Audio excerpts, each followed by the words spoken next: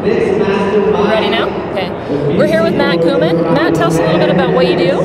I'm a civil rights attorney, and I've been representing medical cannabis patients and the organizations that help patients get access to cannabis since 1996 in California, and our law firm has offices in Colorado, and we also work with attorneys in Arizona, New Mexico, Maine, and all the other states that have medical cannabis. Now, you were just telling us a little bit about a recent case that was happening in California. Can you tell us more about that and what happened? Sure. In Los Angeles, a number of lawyers representing a number of medical cannabis collectives sued the city of Los Angeles, claiming that the ordinance was unconstitutional and basically unfair and improper. I was one of the attorneys, and we had the lead case called Anderson versus et al. Versus the city of Los Angeles. It was a class action brought on behalf of patients against the city of Los Angeles, challenging that ordinance. The judge finally ruled in that case after lots of briefing, lots of papers filed with the court, 3 days, 3 hours each day of oral argument. I handled about 5 or 6 hours of that, and we got a very favorable decision from the judge last Friday. And there were a number of... You can't talk over that. I know. Well, wait a second. It's okay.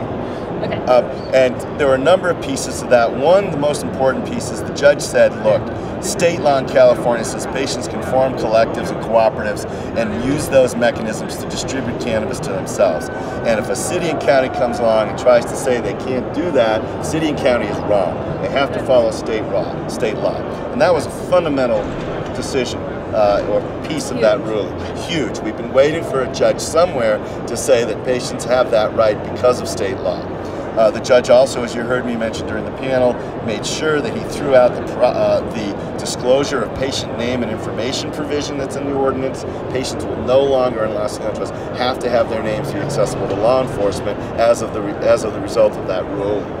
There's a number of other pieces to it. The other thing was that any of the criminal pieces of that LA ordinance that criminalize any behavior in LA, those were thrown out because there's already a state law that criminalizes anything related to drug use, and the city can't step into a field that the state's already in. I feel like that is a milestone to getting to legalization. I feel like this is just one step in the right direction. Do you agree?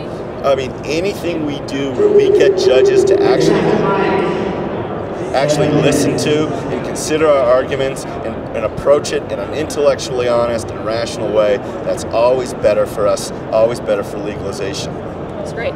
What else do you feel like needs to happen? What other steps to get to legalization?